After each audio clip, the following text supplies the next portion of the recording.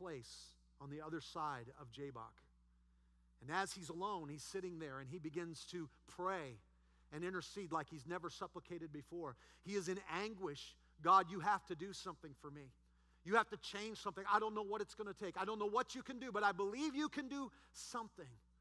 And in the midst of this anguish, in the nighttime, by himself, all of a sudden an interesting figure arrives in this scene. It's a man. Is this man just any man? Is this man just a spirit? Is this man something that represents him? All he knows is that when that man arrives, the battle is on. The fight begins. The struggle starts. And this is the season when Jacob is now in the struggle for his life. He struggled for the transformation of everything that's going on in his life.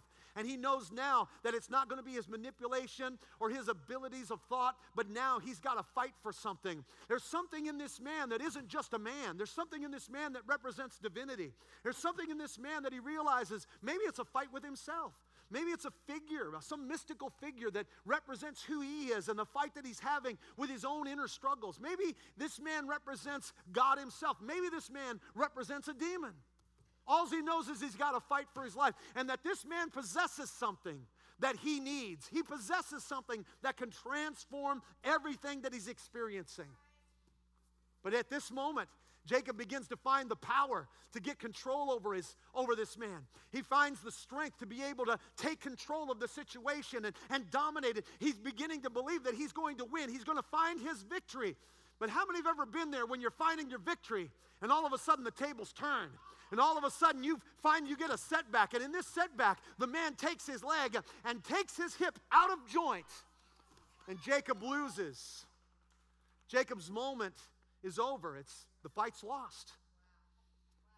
And Jacob begins to limp away, and the man thinks it's done. He's going to accept his defeat, but Jacob won't let him accept it. Jacob has said, no, I can't let this man go. There's something in this man that can change me. And so wounded and injured, he re-engages the fight. Wounded and injured, he begins to battle once again, and the struggle is on in a new way.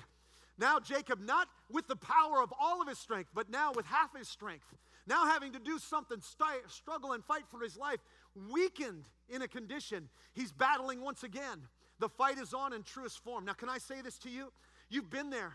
You've fought your battles, and it looks like you're getting on top of it. Maybe it was the mountain of debt. Maybe it was the financial situation. Maybe it was a health issue. Maybe it was a relationship issue. And it looks like things are starting to turn. The marriage is starting to connect, and then all of a sudden, bam, it changes. And the setback is so great, you don't think you can overcome it. But there has got to be something in every one of us, just like there is in Jacob, that I am going to survive this. And not only am I going to survive it, but I'm going to overcome it. And Jacob begins to fight again with a new strength. I know he's not as strong as he was, but now he's got to rely on a grace in him. He's got to rely on faith in him. He's got to rely on peace inside of his spirit, and he begins to move in a new way. And it's at this moment he begins to get the upper hand again. Wonder of wonders, he begins to change the situation again in his favor. And he puts this man in a compromising position.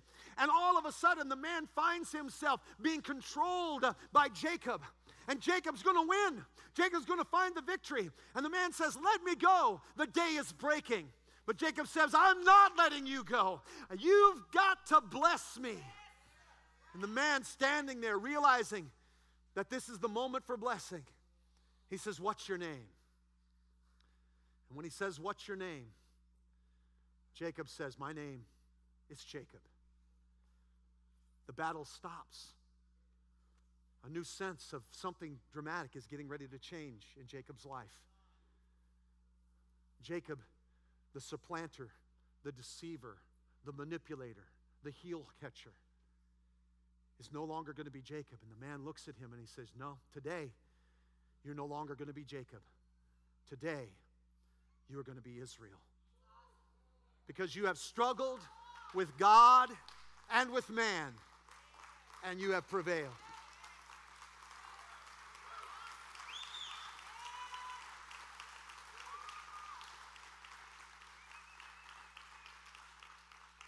For many of us, we don't understand that our struggle isn't just with the circumstance, just with a figure that has the image of a man, or the image of a bill, or the image of a broken relationship, or the image of sickness.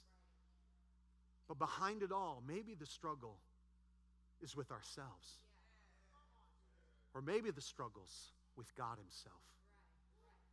And it's at this moment that Jacob has a transformation by the work of God. That God uses the struggle to transform Jacob's life. How many appreciate Valdir and Felipe for their efforts here? Come on, let's hear it for them. Love you, man. Thank you. Good job.